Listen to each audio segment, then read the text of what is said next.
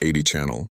Informasi seputar ASN dan pensiunan. Subscribe dan like video ini. Assalamualaikum warahmatullahi wabarakatuh. Salam sejahtera untuk kita semua. Om Swastiastu, Namo Buddhaya, salam kebajikan, rahayu. Yang kami hormati pimpinan dan anggota Komisi 6 DPR RI. Yang kami hormati PLT Direktur Utama PT Taspen Persero beserta jajarannya, hadirin yang hadir di dalam rapat Komisi 6 DPR RI. Menyambung dari beberapa teman terdahulu, tapi sebelumnya izin pimpinan, saya minta dipaparkan skema tadi terkait beberapa jaminan kecelakaan kerja, program tabungan hari tua, program pensiun, program jaminan kematian, cost sharing antara pekerja dan pemberi kerja, itu presentasenya seberapa Pak? Izin boleh pimpinan?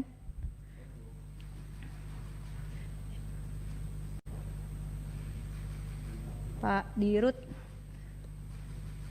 bisa dijawab? Boleh Pak? Boleh.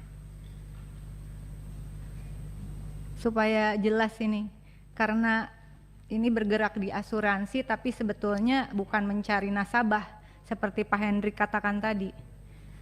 Pesertanya udah ada gitu, jadi seperti kantong semar lah. Ya kan, orang mau nggak mau semua PNS itu harus dipotong gajinya langsung dari rekeningnya.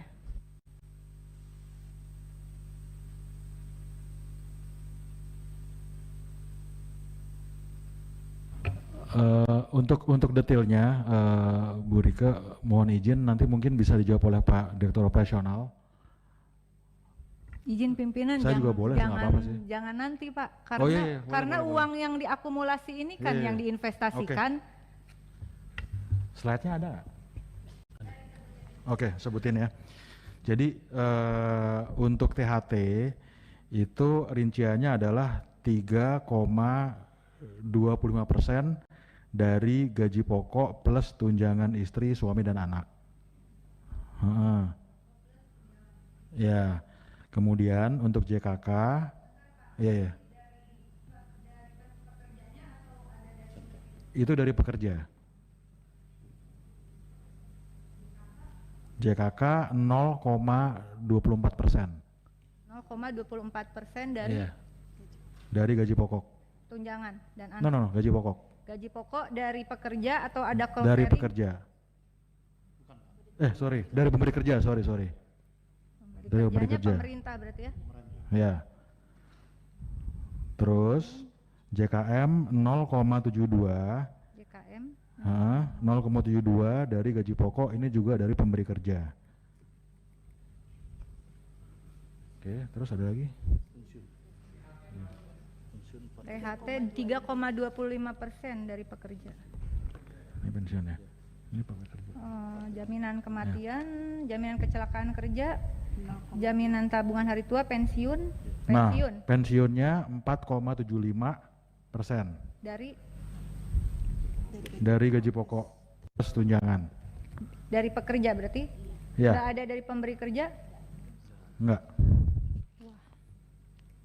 Tapi ini adalah uang dana amanah, kalau kita sebut di dalam skema jaminan sosial, dana amanah cost sharing antara pekerja dan pemberi kerja begitu.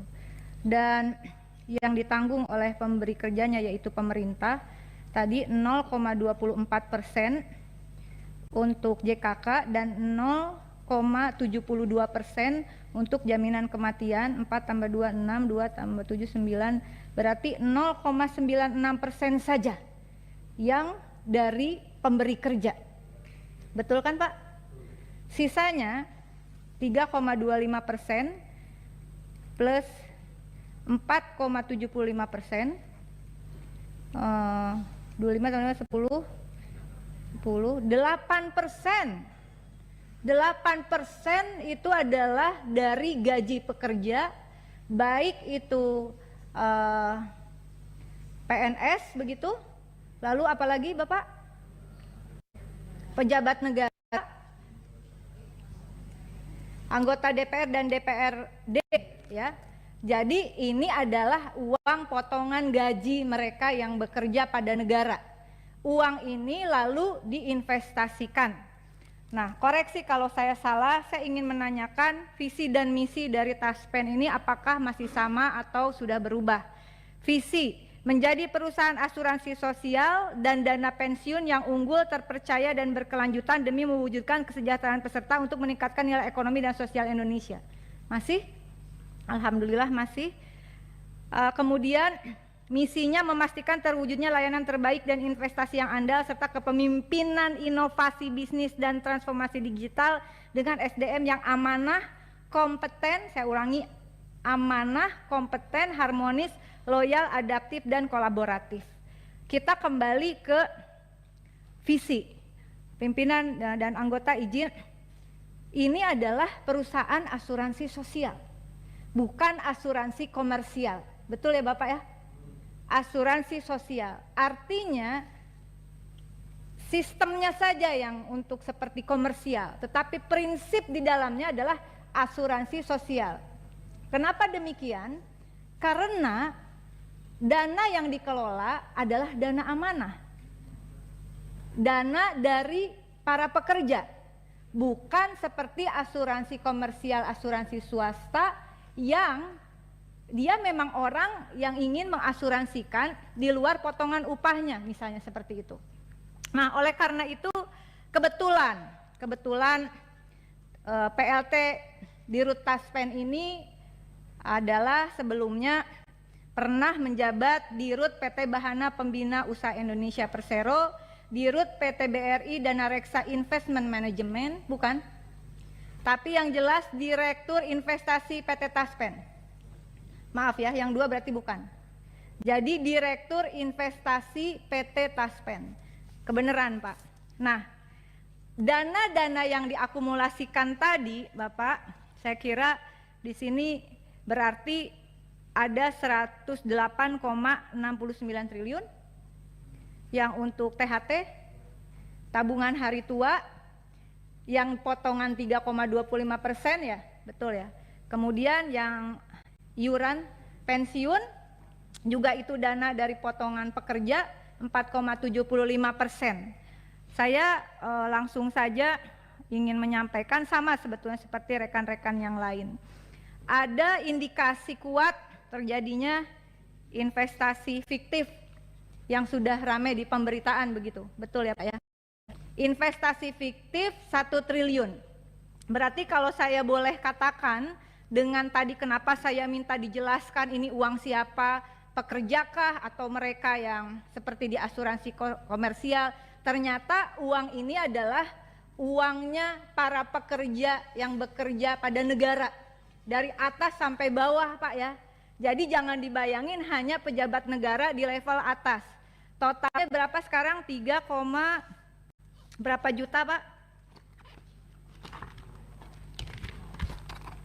Total 7,6 juta 11.277 dari atas sampai bawah. Potongan gaji orang yang bekerja, saya ulangi lagi Pak ya. Potongan gaji orang yang bekerja sampai level bawah. Jangan bayangin yang jabatannya ya gajinya gede. Bapak supaya punya imajinasi yang sama nih. Karena saya yang ngotot minta penjadwalan Taspen.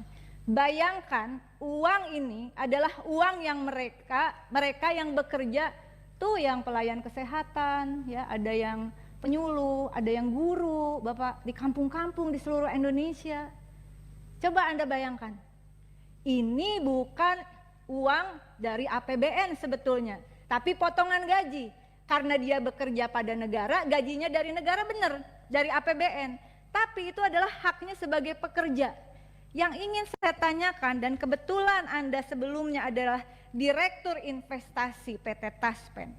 Jelaskan kepada kami bagaimana skema dan proses persetujuan investasi di PT Taspen.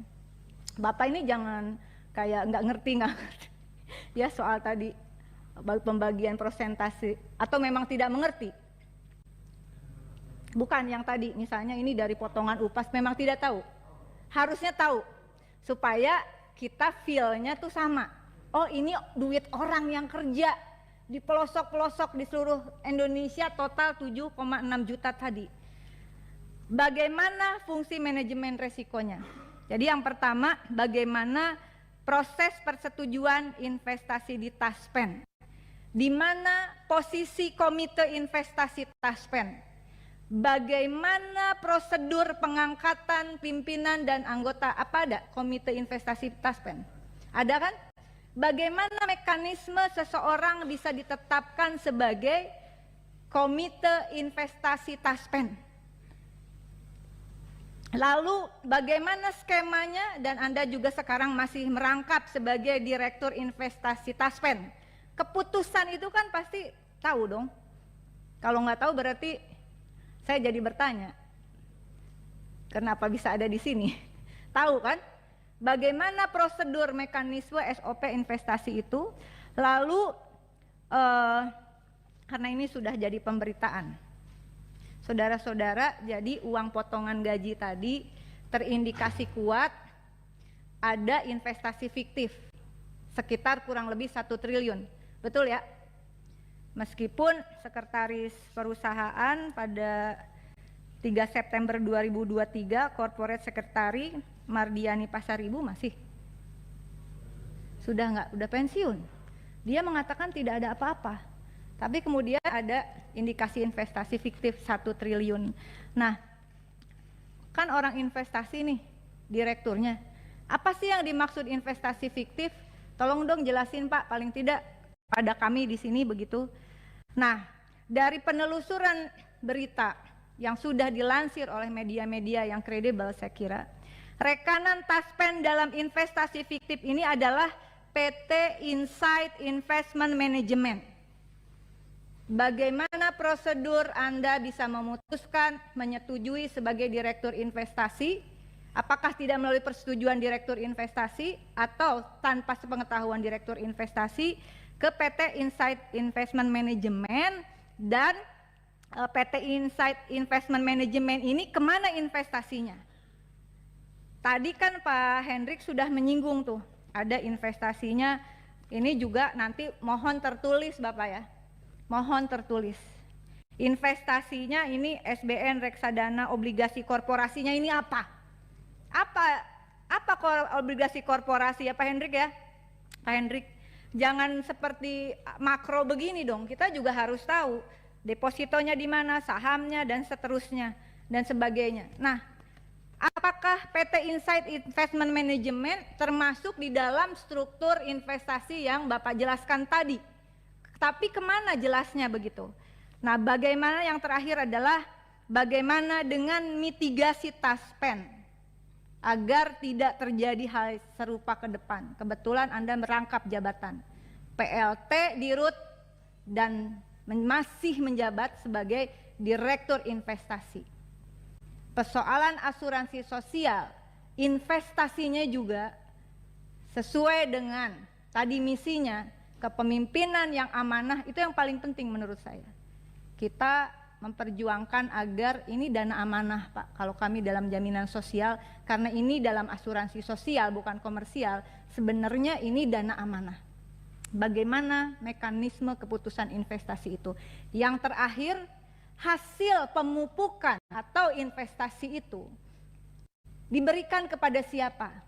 Apakah diberikan nanti dalam perhitungan THT masuk, termasuk pensiun? Apakah kami semua termasuk yang ada di ruangan ini, termasuk teman-teman sekretariat yang PNS, yang dipotong tadi total 8% itu, yang saudara putuskan investasi, apakah ada akumulasi nanti ketika kami pensiun? Atau kami hanya mendapatkan seperti akumulasi dari nilai dari angka uang yang sekarang, tapi nilai pemupukannya itu diserahkan atau tidak kepada peserta yang notabene adalah dari potongan gaji ini. Saya tidak tahu apakah kalau Taspen mungkin sudah bukan PNS ya, tetapi kalau asuransi itu kan, kalau kita asuransi komersial kan sistemnya nih, asuransi komersial hasil pemupukan itu nasabah dapat dong Pak, bener nggak? Nah kalau di Taspen nasabah dapat nggak? Jangan sampai nanti mereka terutama yang di garda terdepan pelayanan publik kerja dipotong total 8%, ternyata nilainya itu tidak mengikuti hasil investasi dan tidak ada maknanya untuk pensiunnya 20 tahun ke depan misalnya. Nah, ini juga perlu mohon dijawab. Demikian pimpinan, terima kasih.